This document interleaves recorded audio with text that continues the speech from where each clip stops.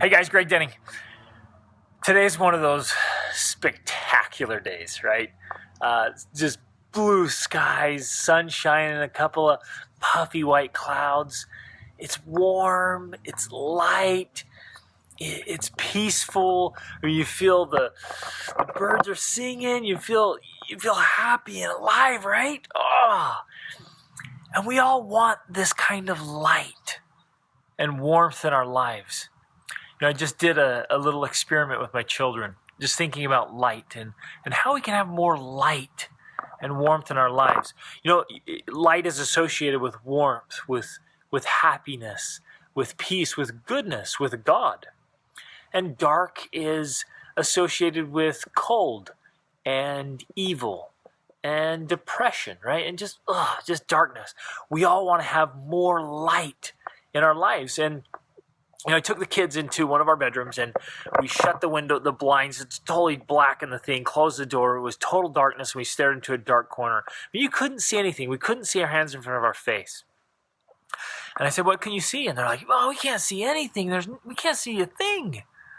And then I just lit a lighter, and boom, right? Even just this tiny bit of light chases away the darkness, and that darkness cannot overpower the light, but the light has to be there. So I wanted to just share a quick thought today about inviting and keeping light in our lives. We want the happiness. We want the peace. We want the goodness, right? The good feelings. And so we have to invite light into our lives. We have to be intentional about it, about turning on the light and increasing the light. Now, every time you and I do something good and we respond to a prompting, a good feeling, we respond to the light that comes from God that wants us to do good things, right? Every time we respond to the light and we try to be better people, the light increases in our lives and we see more clearly. That's important. We see more clearly when we have more light in our lives. As I've traveled around the world, I've met with a lot of people in a lot of different circumstances, a lot of different places. Some people stop responding to the light, and it gets darker and darker and darker until they really can't see clearly at all. And they even, their conscience is numb. They get what's called, past feeling. You've maybe met people like that. I know I have. And so sad. And they get to a spot where they can't even think straight. And we don't want to go there. We don't. And you think, how could somebody get that low? But it's because they just let the light diminish and diminish and diminish until they're in darkness and cold. They don't feel anything. It's just so sad.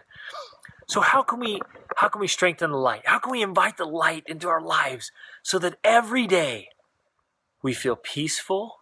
We feel good. We feel happy. We shine, right? And that only it blesses our lives, but it blesses everyone around us. We can shine for others, right? Be that influence.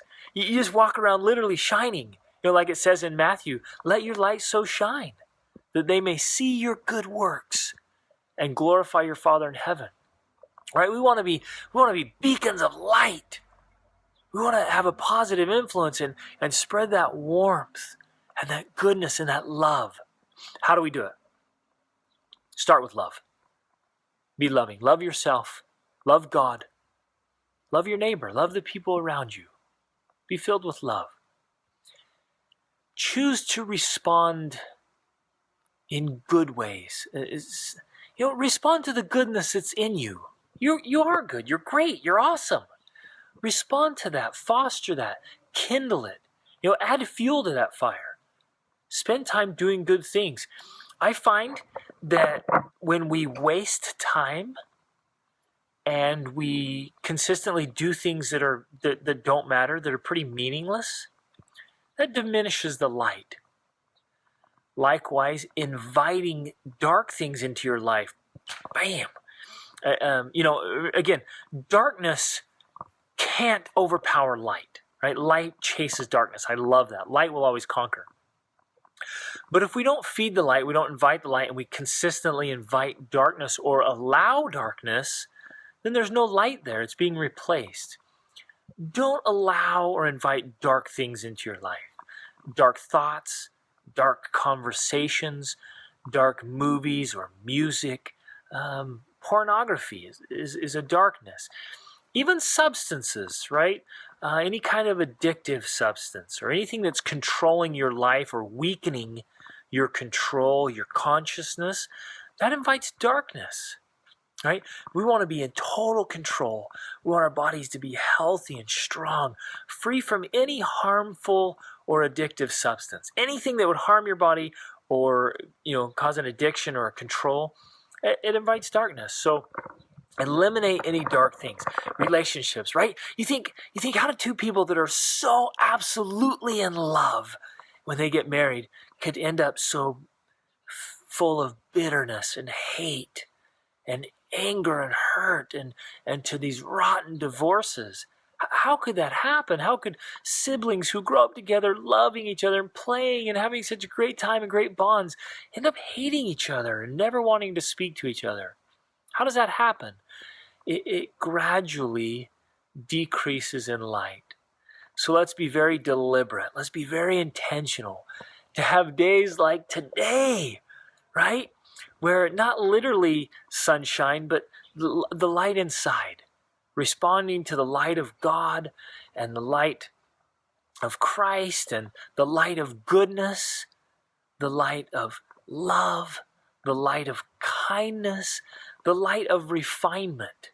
Right? Seek to be one of those refined people that has refined tastes and good habits, great mindset, great attitude, right? All the good things in life, whether it's art or music or even in sports. Can you have light in sports? Absolutely. We don't have to be mean rivals or hateful or, you don't have to be bitter or have enmity in our life toward our neighbors or a stranger, right? We can walk with goodness and light. So, let's do that, right? Let's be filled with light and warmth and love and goodness. Just let that radiate from us so that it blesses our own lives and it blesses the lives of those around us. Oh, man, it's so exciting, right? We can. It's a choice. It is a choice beyond circumstance because we get to choose. Okay? It is a choice, and you and I can live with light every day. Let's do it. Reach upward.